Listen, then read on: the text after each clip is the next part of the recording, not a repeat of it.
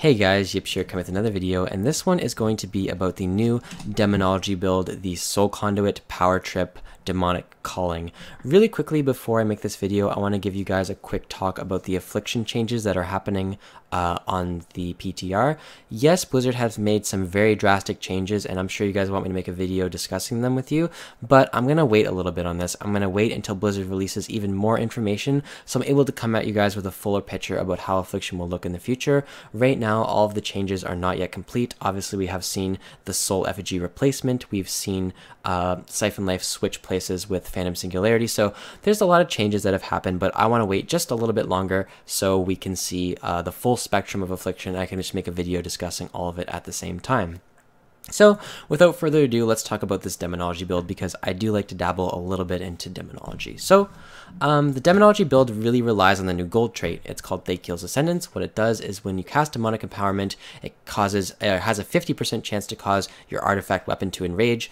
And then all of your pets will have or deal shadow damage to the target. So if you get this to happen when you cast your demonic empowerment, say you have 10 pets out, all 10 of those pets will then deal shadow damage to the target. So the more pets you have out, the more damage this gold trait will do. Obviously, that's why you're running the Soul Conduit, that's why you're running the Power Trip, so you can have more of these shards to deal more damage to the boss, okay? So, because you get more pets.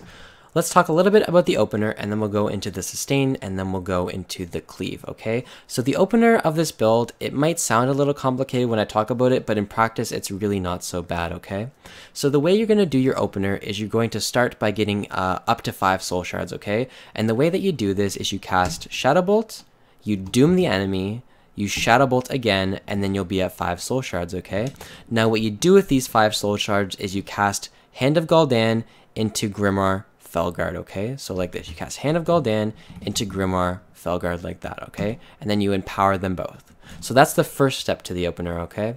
The second step to the opener is after that, you'll usually be at 0 shards. So I'm going to get down to 0 shards here really quick just so I can show you guys what happened. Obviously, if Soul Conduit procs, that won't always happen, but here we're at 0 shards.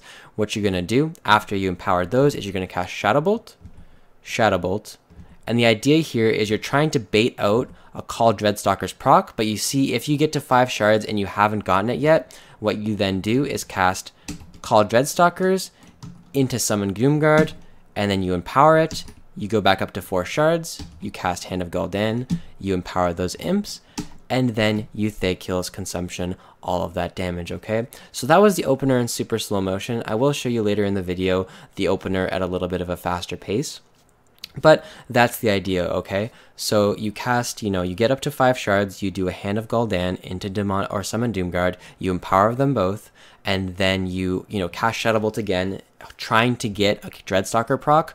Once you get it, you cast that with your other cooldown, either the Felguard or the Doomguard, you empower them both, and then go back up to 4 shards, Hand of Gul'dan, and empower that. The idea here is that you'll have 8 imps out from your Hand of Gul'dan.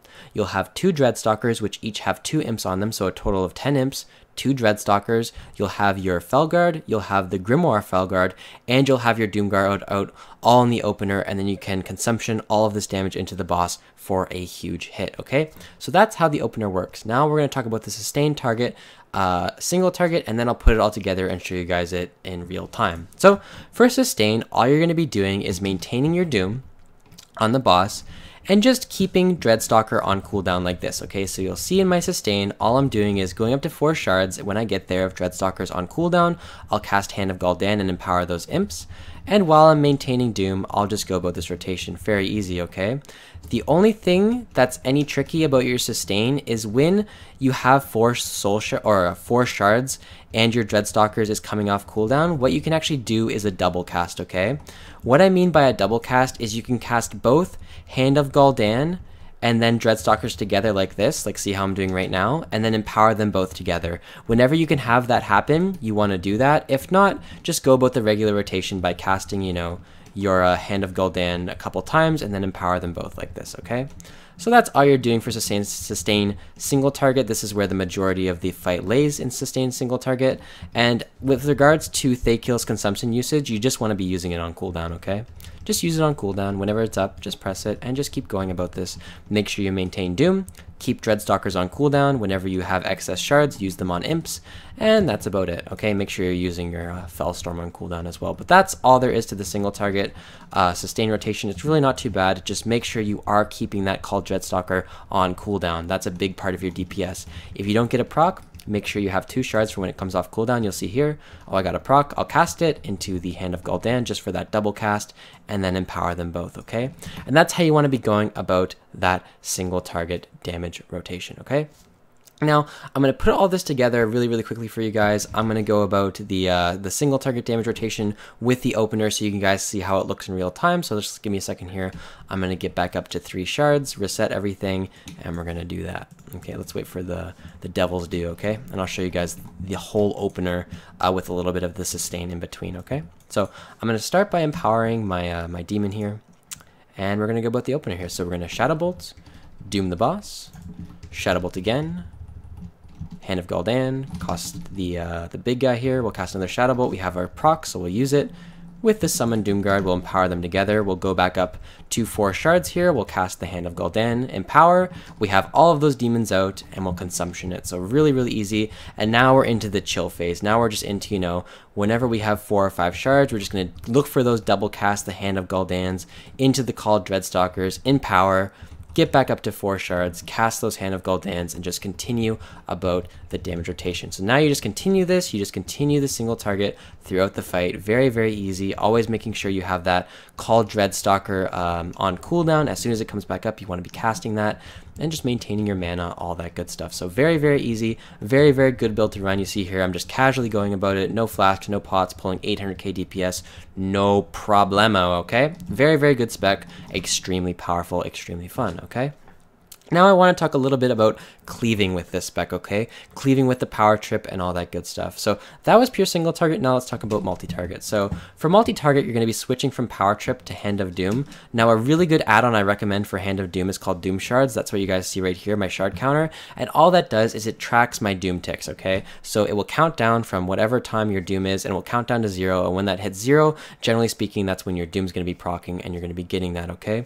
So for 3-target cleave, the nice thing about Demo Lock is nothing really changes. Your whole DPS rotation is the same. The only difference is you have 3 Dooms instead of 1, and all of those Dooms are ticking. So obviously you're going to want to run Impending Doom. The switch here just allows your Dooms to tick faster, allows for additional cleave DPS, and instead of running the Dreadstalkers, you're just going to be running this, okay? So you get additional shards, additional imps, and all that good stuff. So just, you know, the exact same DPS rotation you're going to be doing on single target is what you do on 3 targets. So I'm just going to go with the exact same thing, except with an increased amount of Dooms, and you guys are going to see how much damage this build does. So it's quite incredible how much 3-target DPS you really can do with this. It's pretty powerful, so hopefully I can give you guys a good idea here how to do it.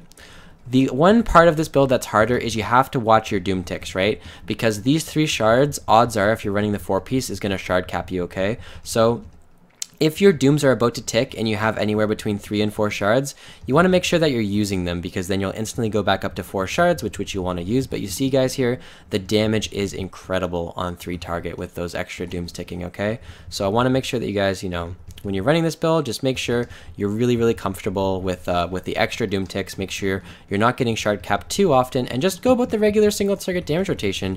You do great priority damage. You have nice off cleave with your pets and stuff.